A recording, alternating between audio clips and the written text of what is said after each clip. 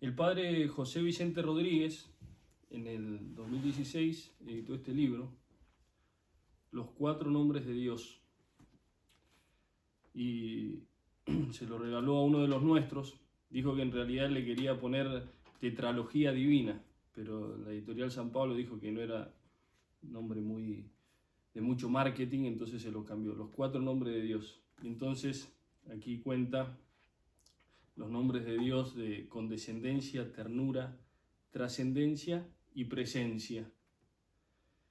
Y si bien no es un libro sanjuanista, digamos, con toda la doctrina de San Juan de la Cruz, sino que usa mucho la Sagrada Escritura, vidas de santos, etc., tiene mucho de San Juan de la Cruz. Entonces leí este libro y le hice unas notas a la parte de la presencia, se las comenté a un amigo y me dijo que leyera a Santo Tomás, que en el Tratado de la Caridad que tiene, y cómo iba a encontrar frases que San Juan de la Cruz repite con a veces las mismas palabras que Santo Tomás, y cómo se muestra en eso un fiel discípulo de Santo Tomás. Y bien, el libro está interesante, solo que tiene algunos capítulos que le dedica, por ejemplo, a Teilhard de Chardin y el Cristo cósmico, y de unas citas de Rahner que si las sacaba el libro le quedaba mucho mejor. Pero bien, entonces tomo de acá de este libro algunas ideas, y también de un artículo que escribe el padre Aniceto del Divino Redentor en el año 43 sobre la inhabitación trinitaria en el alma según San Juan de la Cruz. Dice el padre Aniceto, dice: aun siendo ilimitado el campo de la ciencia divina, puede asegurarse que no hay problema de importancia sobre el que San Juan de la Cruz no haya hecho atildadas y originales observaciones, y que por lo tanto no pueda solucionarse a la luz de sus principios. Y un poquito más adelante dice: sobre la cuestión de la inhabitación trinitaria en el alma, San Juan de la Cruz no defendió en particular sentencia alguna sobre este misterio, pero sí podemos decir que no ha habido santo padre ni doctor alguno de la Iglesia que haya escrito páginas más maravillosas sobre el modo de esa presencia divina. En el artículo comenta cómo no se preocupó por la parte teórica San Juan de la Cruz, pero dice que cuando habla de las relaciones íntimas entre Dios y el alma, lo hace con una precisión y novedad que asombra. Y es que San Juan de la Cruz busca en todo momento la unión del alma con Dios, que es una unión de libertades, y que no se puede dar por nuestro esfuerzo, sino que es obra de Dios.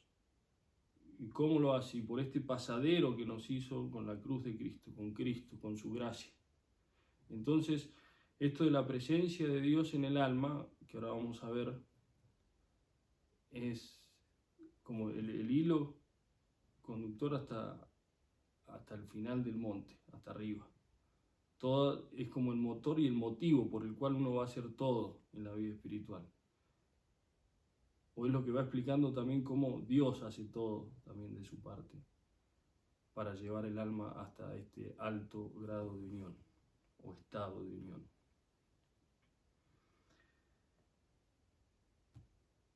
En el lugar, creo, donde más claro San Juan de la Cruz explica este tipo, cómo es la unión, la presencia de Dios en el alma, es en la canción número 11 del Cántico, donde dice: descubre tu presencia y máteme tu vista y hermosura. Mira que la dolencia de amor que no se cura sino con la presencia y la figura. Y entonces empiezan a decirse: descubre tu presencia. ¿Qué es? Para declaración de esto es de saber que 3 maneras de presencia puede haber de Dios en el alma. La primera es esencial, y de esta manera no solo está en las almas buenas y santas almas, pero también en las malas y pecadoras, y en todas las demás criaturas. Porque con esta presencia les da vida y ser, y si esta presencia esencial les faltase, todas se aniquilarían y dejarían de ser. Y esta nunca falta en el alma. presencia esencial. La segunda presencia es por gracia, en la cual mora Dios en el alma agradado y satisfecho de ella. Y esta presencia no la tienen todas, porque las que caen en pecado mortal la pierden. Y esta no puede el alma saber naturalmente si la tiene. La tercera es por afección espiritual, porque en muchas almas devotas suele Dios hacer algunas presencias espirituales de muchas maneras, con que las recrea, deleita y alegra. Entonces es claro cómo habla de tres presencias. Por un lado, la presencia esencial. Por otro, esta presencia por gracia y por afección espiritual. ¿Por qué estos dos nombres? Porque es la misma presencia de gracia, como vamos a ver, pero que se va intensificando. Como que Dios le hace ver al alma, le hace sentir su presencia. Y por eso dice al final que con esta presencia de afección es que la recrea, deleita y alegra. Si bien esto lo acabamos de leer en el Cántico, canción 11, lo trae en todas sus obras, la distinción esta de las presencias de Dios. Por ejemplo, en el prólogo de la llama, que empieza con un no hay que maravillarse. A ver, no hay que maravillar que haga Dios tan altas y extrañas mercedes a las almas que Él da en regalar. Porque si consideramos que es Dios y que se las hace como Dios y que con infinito amor y bondad, no nos parecerá fuera de razón, pues Él dijo que en el que le amase vendría el Padre y el Hijo y el Espíritu Santo y harían morada en Él. Y dice, y esto es lo que dan a entender estas canciones, esto es lo que da a entender el alma en estas canciones. Toda la llama va a contar esta relación de Dios en el alma. En la misma llama, hacia el final, en esa estrofa que dice, cuán manso y amoroso recuerdas en mi seno, donde secretamente solo moras, allí dice, ¿qué es este secretamente solo moras? Dice, es de saber que Dios en todas las almas mora secreto y encubierto en la sustancia de ellas, en la sustancia o en el centro de ellas. Porque si esto no fuese, no podrían ellas durar. Pero hay diferencia entre este morar y mucha. Porque en unas mora solo y en otras no mora solo. En unas mora agradado y en otras mora desagradado. En unas mora como en su casa, mandándolo y rigiéndolo todo, y en otras mora como extraño en casa ajena, donde no le dejan mandar nada ni hacer nada. También en la subida dice, y así cuando hablamos de unión del alma con Dios, no hablamos de esta sustancial, que siempre está hecha, sino de la unión y transformación del alma con Dios, que no está siempre hecha, sino solo cuando viene a haber semejanza de amor. Y por tanto, esta se llamará unión de semejanza, así como aquella unión esencial o sustancial. Aquella natural, esta sobrenatural, la cual es cuando las dos voluntades, convienen a saber la del alma y la de Dios, están en uno conformes, no habiendo en la una cosa que repugne a la otra. Y así, cuando el alma quitare de sí totalmente lo que repugna y no conforma con la voluntad divina, quedará transformada en Dios por amor. De modo entonces que tenemos dos modos de presencia, esencial, sustancial, que sería natural, que es lo que Santo Tomás llama presencia, esencia y potencia. Y por otro lado, esta que es por gracia, que es unión de semejanza, de afección espiritual, que tiene infinitos grados.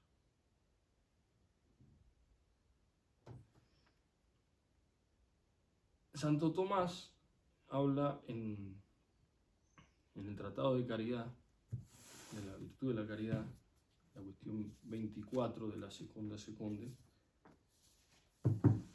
dice que, bueno, ahí explica todo, cómo la caridad inhiere en la voluntad. O sea, por más que es un bien, pero como es un bien inteligible, necesitamos de la inteligencia y la voluntad, porque el apetito solo no va a atender a ella, a ese bien. Dice cómo es el aumento de la caridad, que no es que viene una gracia distinta, sino que es la misma, más intensa. También nos dice cómo hacer para crecer en esta caridad. Pues si es infundida por Dios, ¿qué podemos hacer nosotros? Bueno, podemos disponer. Bueno, entonces todos los actos nos disponen a recibir más gracia de Dios. Sí, todos los actos, pero algunos nos disponen remotamente, los remisos, y en cambio cuando hacemos un hábito más intenso que el hábito, nos preparamos próximamente. Por eso fíjense la importancia de hacer actos intensos, de buscar esos actos intensos, de nosotros ponernos en esas circunstancias, o sea, buscar, para que así prepararnos próximamente, para que Dios, viendo esa disposición, entonces infunda más su gracia, su amor. Bien, y ahí dice al final, bueno, ¿se puede llegar a la perfección de la caridad en esta vida? Y dice, bueno, perfección se puede tomar, hay que distinguir en cuanto al objeto y en cuanto al sujeto. En cuanto al objeto, que es amado totalmente, bien, Dios nada más puede ser perfecto en ese modo porque Él es el objeto y a la vez sujeto de la caridad, entonces se puede amar a sí mismo infinitamente, nosotros nunca. Bien, ¿hay otro modo? Sí, bueno, considerando el sujeto. Y entonces dice, esto se puede dar de tres modos, esta perfección.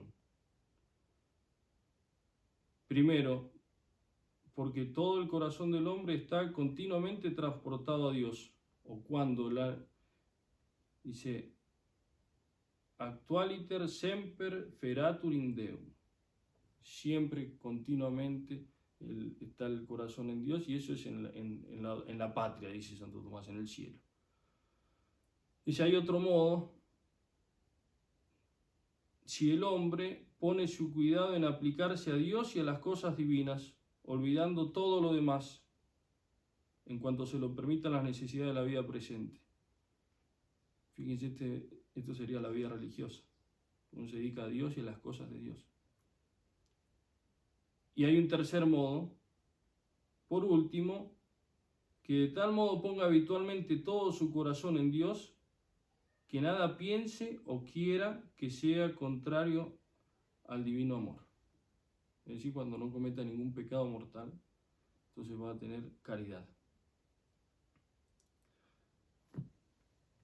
En cambio, cuando está hablando de la vida religiosa, que dice, ¿en qué está la perfección? La perfección del hombre está en la caridad. ¿Por qué? Porque uno es perfecto cuando llega a su fin último, que es su perfección. Y dice, el fin último es Dios y nos unimos a Dios con la caridad, de modo que cuando vivimos la caridad en grado pleno, llegamos a la perfección, a la unión con Dios. Y ahí se pregunta, bueno, ¿puede alguien ser perfecto en esta vida? Y cambia un poquito el orden, pero son las mismas ideas. Y dice,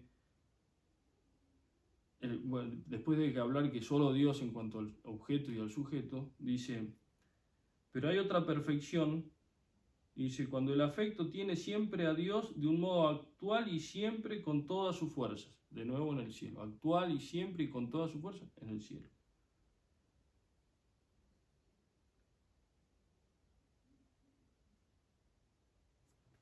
Dice, de tal modo que esté siempre dirigido actualmente a Dios,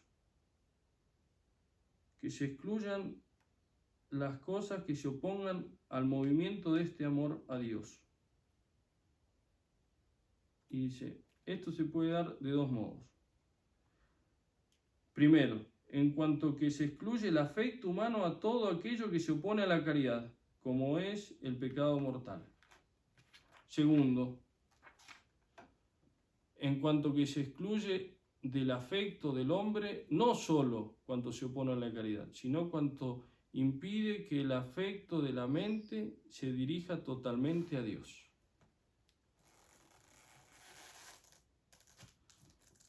De modo que nos acercamos a Dios, dice ahí Santo Tomás, no con los pasos del cuerpo, sino con el afecto del alma.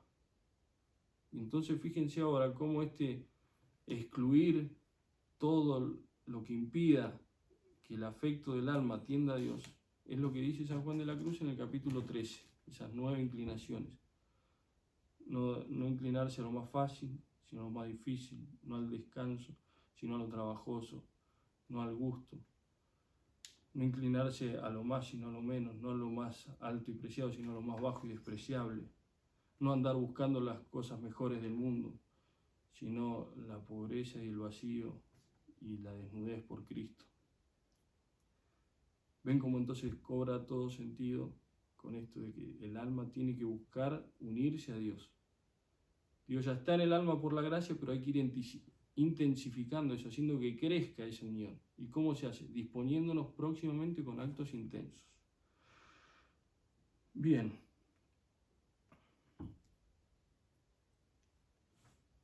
¿Qué decir de la presencia de Dios por gracia en el alma?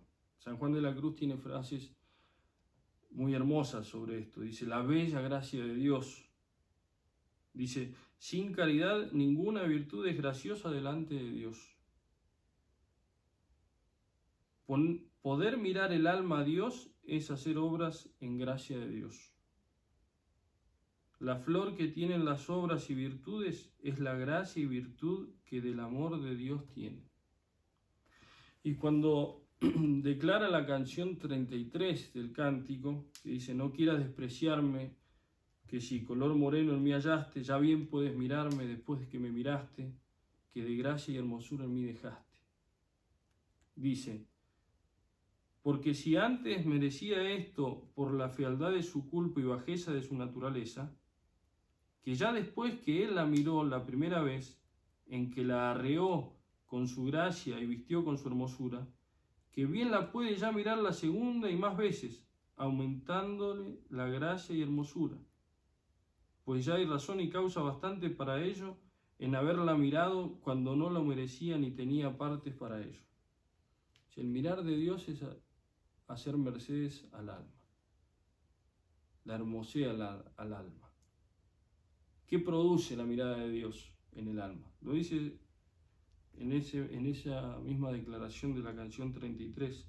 Es de saber que la mirada de Dios hace en el alma limpiarla, agraciarla, enriquecerla y alumbrarla, así como el sol cuando envía sus rayos que enjuaga y calienta y hermosea y resplandece.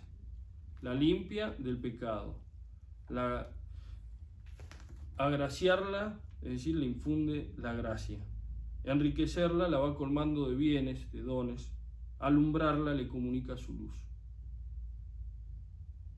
Santa Teresa decía, hablando de esto de un alma en gracia, decía, no hallo cosa con que comparar la gran hermosura de un alma y la gran capacidad.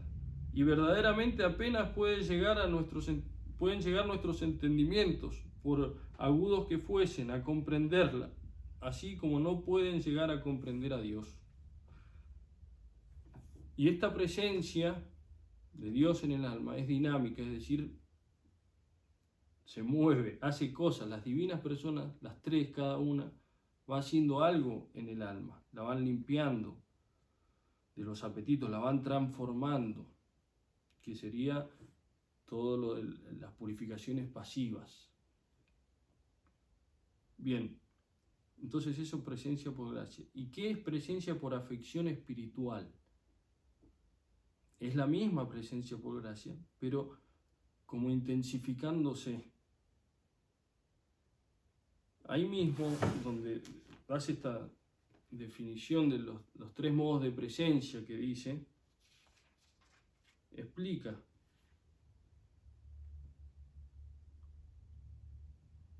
Dice,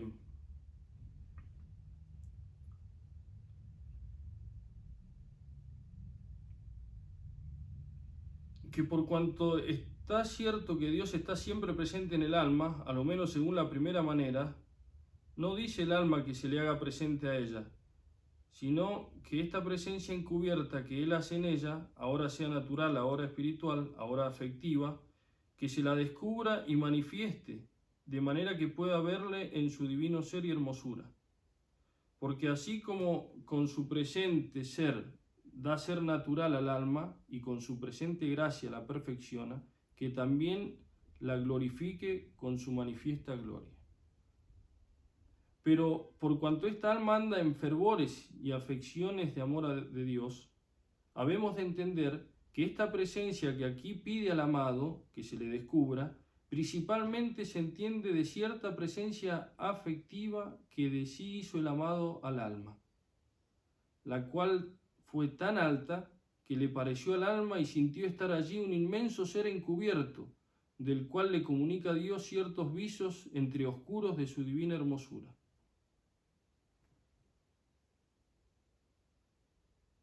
Entonces, la presencia por afección es cuando el alma como que ha sentido esa presencia de Dios y anda en fervores y deseos, y entonces le pide que descubra esa presencia principalmente. Ahora, ¿por qué? ¿Por qué le pide esto? Descubre tu presencia. Porque en este tiempo, sigue diciendo San Juan de la Cruz, el alma con deseo de engolfarse, porque a este tiempo desfallece el alma con deseo de engolfarse en aquel sumo bien que siente presente y encubierto. Porque aunque está encubierto, muy notable siente el bien y deleite que allí hay. Y por eso, con más fuerza es atraída el alma y arrebatada de este bien que ninguna cosa natural de su centro. Y con esa codicia y entrañable apetito, no pudiendo más contenerse el alma, dice: descubre tu presencia. Bien, estos son algunos textos de la doctrina de San Juan de la Cruz sobre la presencia de Dios en el alma. Pero no se queda solo ahí, sino que tiene unos ejemplos muy fuertes, muy precisos sobre esto, sobre esta presencia, esta inhabitación de Dios. Voy a mencionar solo tres, me parecen los más significativos. El del rayo del sol y el cristal, o la vidriera, o el vidrio diríamos, el del tronco y el de la piedra.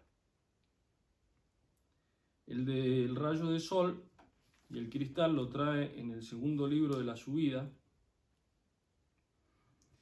y dice así: y para que se entienda mejor lo uno y lo otro, pongamos una comparación. Está el rayo del sol dando en una vidriera.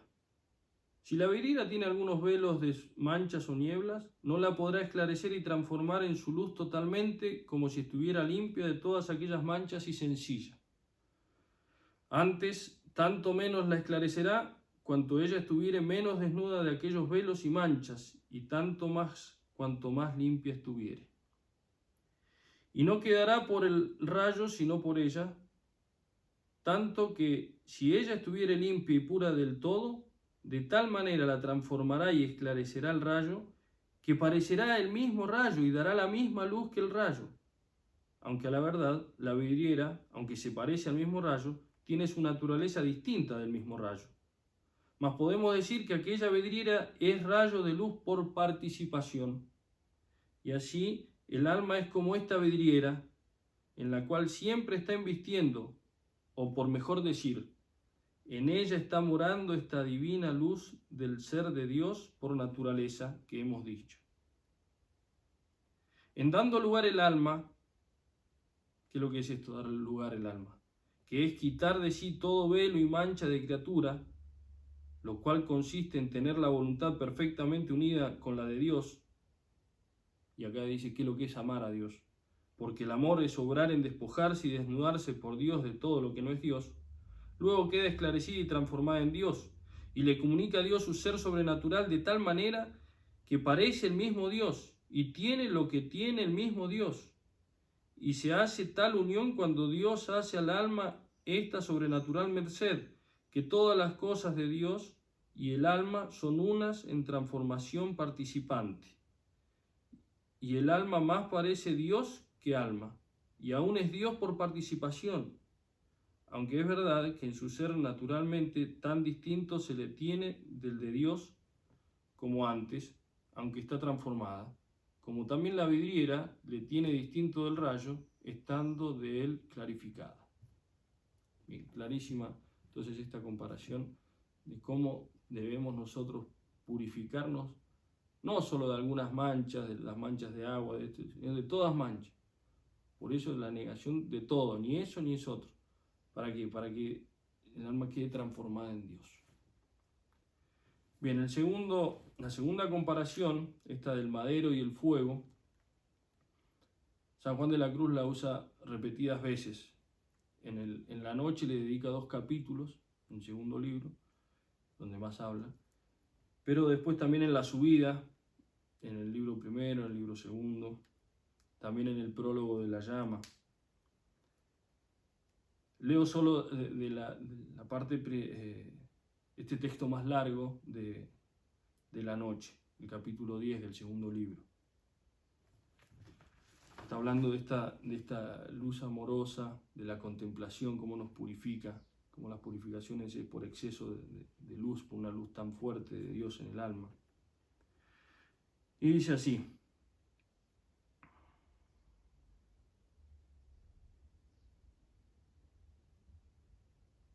bueno, de donde para mayor claridad de lo dicho y de lo que se ha de decir, conviene aquí notar que esta purgativa y amorosa noticia o luz divina que aquí decimos, de la misma manera que se ha en el alma, purgándola y disponiéndola para unirla consigo perfectamente, es como se ha el fuego en el madero para transformarle en sí. Porque el fuego material, en aplicándose al madero, lo primero que hace es comenzar a sacar, echarle la humedad fuera y haciéndole llorar el agua que en sí tiene. Luego le va poniendo negro, oscuro y feo, y aún de mal olor. Y yéndole sacando poco a poco, le va sacando a luz y echando fuera todos los accidentes feos y oscuros que tiene contrarios a fuego. Y finalmente, comenzándole a inflamar por de fuera y calentarle, viene a transformarle en sí y ponerle tan hermoso como el mismo fuego, en el cual término ya de parte del madero ninguna pasión hay ni acción propia, salva la gravedad y cantidad más espesa que la del fuego, porque las propiedades del fuego y acciones tienen sí, porque está seco y seca, está caliente y calienta, está claro y esclarece, está ligero mucho más que antes, obrando el fuego en él estas propiedades y efectos. Y ahora compara con el alma.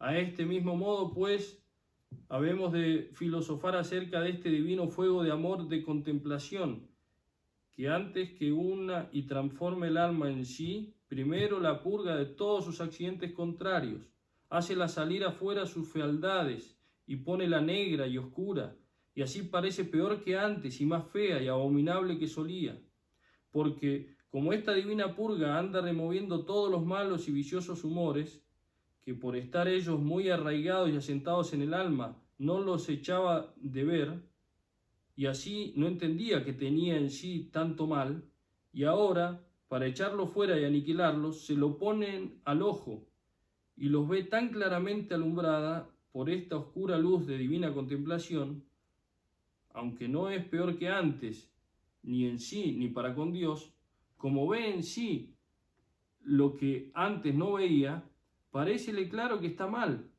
que no solo no está para que Dios la vea, mas que está para que la aborrezca y que ya la tiene aborrecida.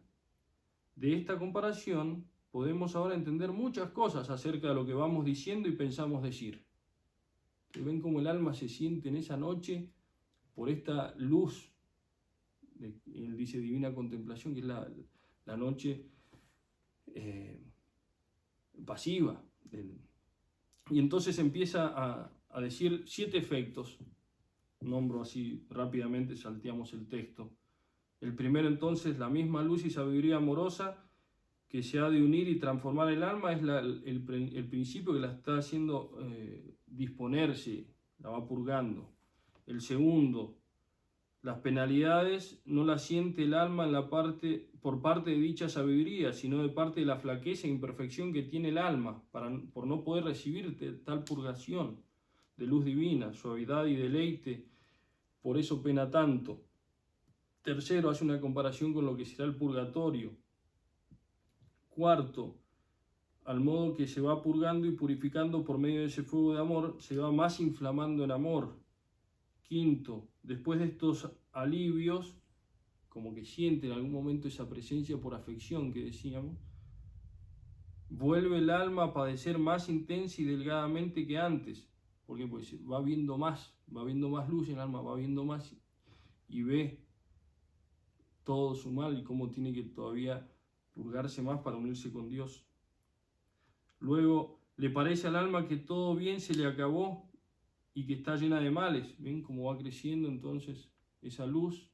El fuego del madero va secándolo cada vez más y entonces se va viendo más y va viendo más sus cosas. Y lo séptimo, sacaremos que aunque el alma se goza muy anchamente de estos intervalos, una raíz que queda, que no deja tener el gozo cumplido, porque parece que está amenazando para volver a embestir. Y cuando es así, vuelve presto. Como que no es el estado al final, la purificación no se llega acá en esta vida al estado perfecto de gloria. Bien, la última comparación que propongo es esta del centro de la tierra y la piedra. Habla un poco de lo que, con los criterios que tenían en la época, o sea, de la ley de la gravedad, tal vez no con el vocabulario después que en el 1600 hizo Newton o después con Einstein, pero es eso, la ley de la gravedad, con distintas palabras. Dice, según esto diremos que la piedra, cuando en alguna manera está dentro de la tierra, aunque no sea en lo más profundo de ella, está en su centro en alguna manera, porque está dentro de la esfera de su centro y actividad y movimiento. Pero no diremos que está en el más profundo de ella, que es el medio de la tierra. Y así siempre que le queda virtud y fuerza e inclinación para bajar y llegar hasta ese más último y profundo centro, si se le quita el impedimento de delante, y cuando llegare y no tuviere de suyo más virtud e inclinación para más movimiento, diremos que está en el más profundo centro suyo. Entonces explicó esto del centro, cómo hay que intentar ir al centro, y cuando hay obstáculos, entonces por ejemplo este libro no baja más porque está este obstáculo que es el escritorio, si no iría más abajo, más abajo, más abajo, bueno, lo mismo. Dice, el centro del alma es Dios, el cual, cuando ello hubiere llegado según toda la capacidad de su ser y según la fuerza de su operación e inclinación, habrá llegado al último y más profundo centro suyo en Dios, que será cuando con toda su fuerza se entienda, ame y goce a Dios. Y cuando no ha llegado a tanto como esto, cual acaece en esta vida mortal, en que no puede el alma llegar a Dios según todas sus fuerzas, aunque esté en este su centro, que es Dios, por gracia y por la comunicación suya que con ella tiene, por cuanto todavía tiene movimiento y fuerza para más, no está satisfecha, aunque esté en el centro, no empero en el más profundo, pues puede ir más profundo en Dios. Es pues de notar que el amor es la inclinación del alma y la fuerza y virtud que tiene para ir a Dios. Recuerden eso de Santo Tomás, a Dios no vamos con pasos, sino con el afecto del alma. Porque mediante el amor se une el alma con Dios. Y así, cuantos más grados de amor tuviere, tanto más profundamente entra en Dios y se concentra con Él. Más adelante. De manera que, para que el alma esté en su centro, que es Dios, según lo que hemos dicho, basta que tenga un grado de amor, porque por un solo se une con Él por gracia. Bien, y termina, otra vez vuelve al ejemplo del rayo y el cristal. Bien, entonces, clarísimo. El sol, el fuego, el centro es Dios. El alma es el cristal, es el madero, es la piedra. ¿Cómo vivía la presencia de Dios San Juan de la Cruz? Algunos testimonios. El padre José Vicente es muy del magisterio integral, de todos los testimonios. Tiene esa biografía así que se caracteriza por tener testimonios de cómo era el verdadero San Juan de la Cruz. Ahora está por sacar un libro también, el magisterio integral lo llama. Bien, aquí trae algunos testimonios. Por ejemplo, una carmelita, María de la Cruz, dice: entre los misterios que a esta testigo le parecía tenía grande amor era el de la Santísima Trinidad, porque le he oído decir muchas veces misa de la Santísima Trinidad, y le dijo esta testigo: ¿cómo dice tantas veces misa de la Santísima Trinidad? El cual le respondió en gracia: téngole por el mayor santo del cielo. Y así le parece a esta testigo, que tenía gran fe y luz de las altezas de Dios, porque le vio hablar muchas veces de esto. A otra, una religiosa, le pidió que celebre la misa de la Santísima Trinidad, y cuando termina le dice: oh hija, cómo le agradezco y se lo agradeceré toda mi vida el pedirle a nuestro Señor que me dejase decir misa de la Santísima Trinidad, porque hoy la dije y me hizo una grandísima merced, que al tiempo de consagrarse me mostraron todas las tres personas en una nube muy resplandeciente. Oh hermana, y qué bienes y qué gloria tan penetrante gozaremos cuando gocemos de la Santísima Trinidad y de su vista. A otra testigo, Ana de San Alberto, dice ella, cuenta: decía que la ordinaria presencia de Dios nuestro Señor que traía era traer su alma dentro de la Santísima Trinidad, y que en compañía de aquel misterio de tres divinas personas le iba muy bien a su alma. Y ella tiene muchos más testimonios de cosas que le decía el santo. Por ejemplo, decía: tráeme nuestro Señor de manera que no lo puede sufrir este flaco natural, y así anda el asnillo muy molido. Y le decía: oh, qué gran moledor es nuestro Señor. ¿Cómo se sabe apoderar de esta bestezuela cuando Él es servido? Y termino con esto que dice: yo, hija, traigo siempre mi alma dentro de la Santísima Trinidad, y allí quiere mi Señor Jesucristo que yo la traiga. Bien, por último, vemos algunos consejos. ¿Qué consejo nos da o daba San Juan de la Cruz para vivir en la presencia de Dios? Lo primero, quería recordar ese texto que leímos al inicio de la llama, que lo perdí, pero lo vamos a encontrar otra vez, porque me parece que es de lo más práctico. Llama 4:14.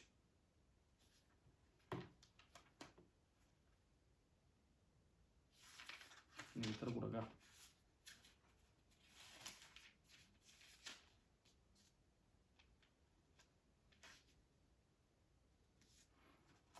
Acá. Dice así: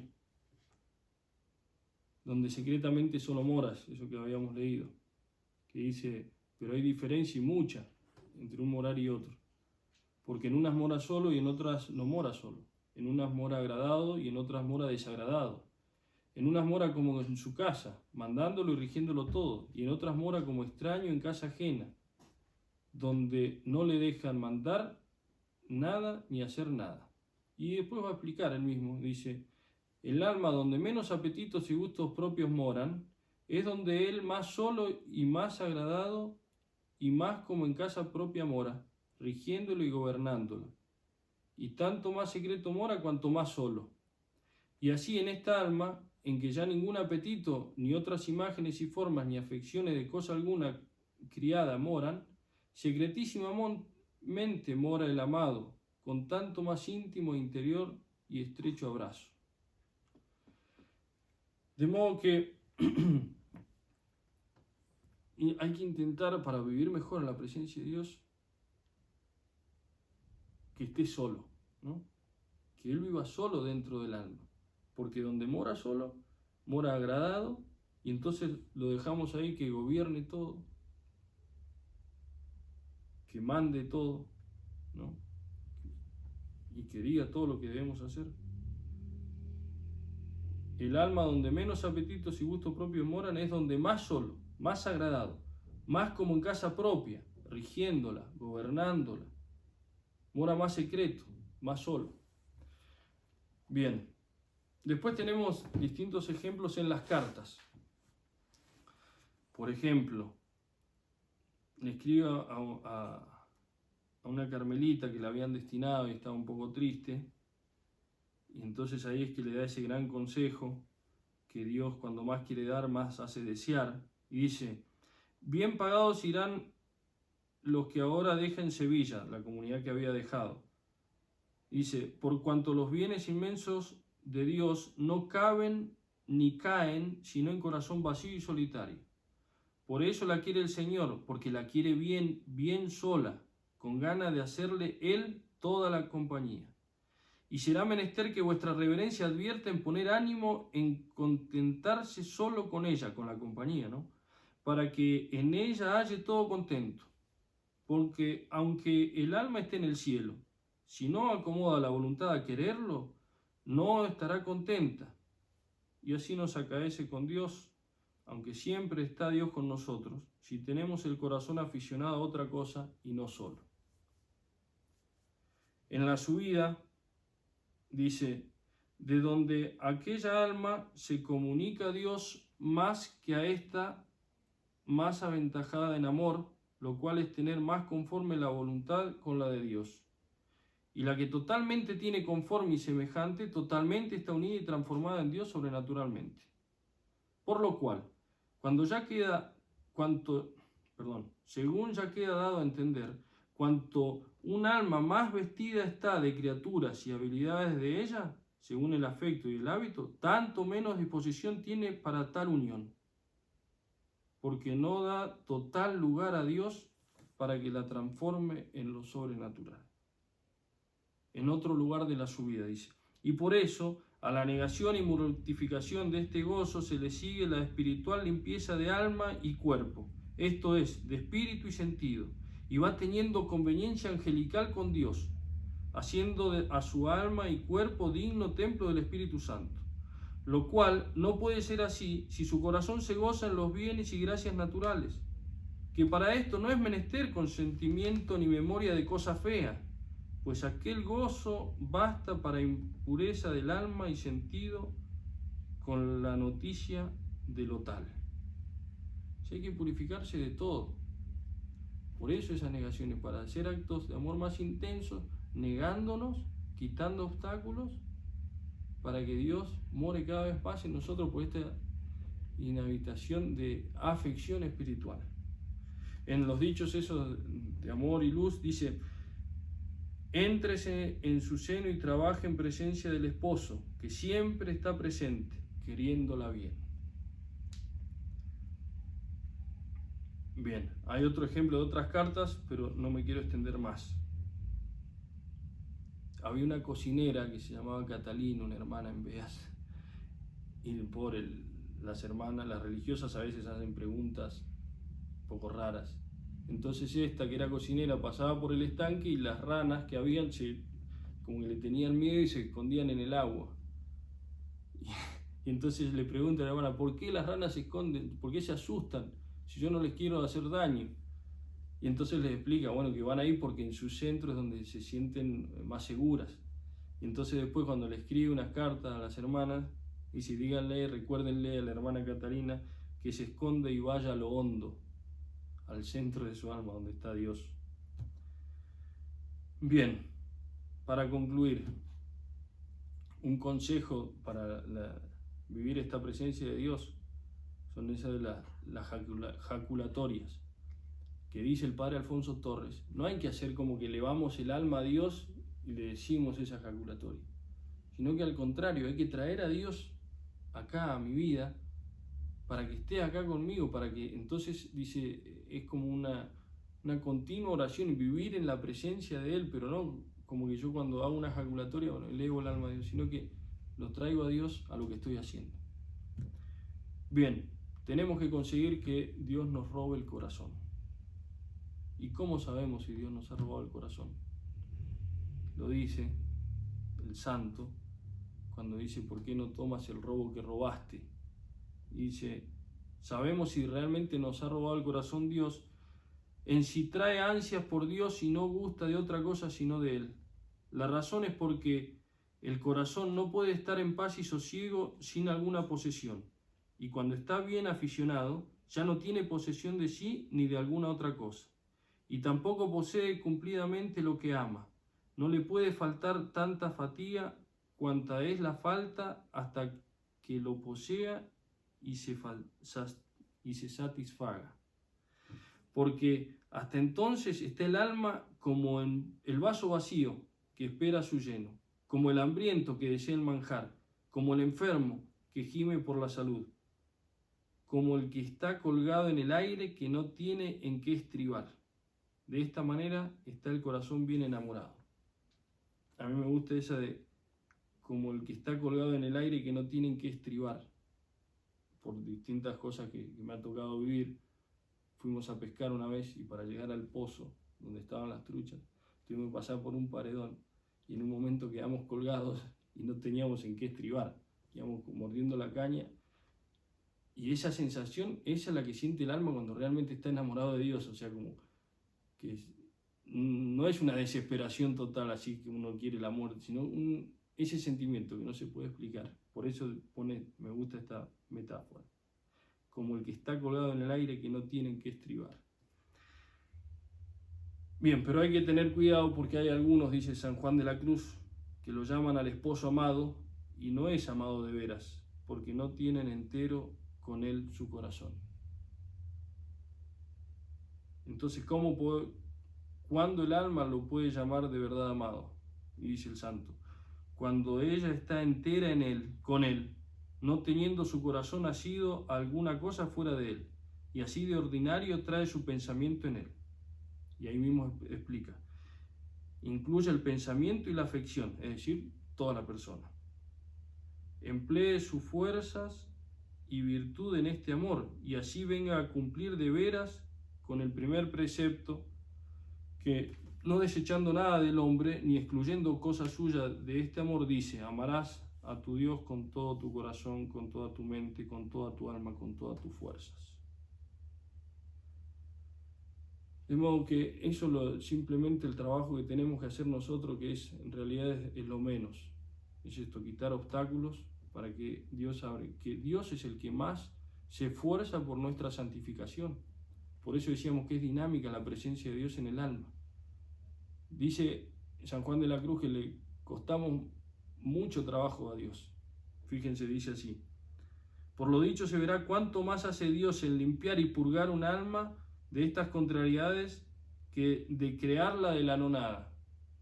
Les cuesta más hacernos santos que crearnos. Dice, porque estas contrariedades de afectos y apetitos contrarios, más opuestos y resistentes son a Dios que la nada, porque ésta no resiste.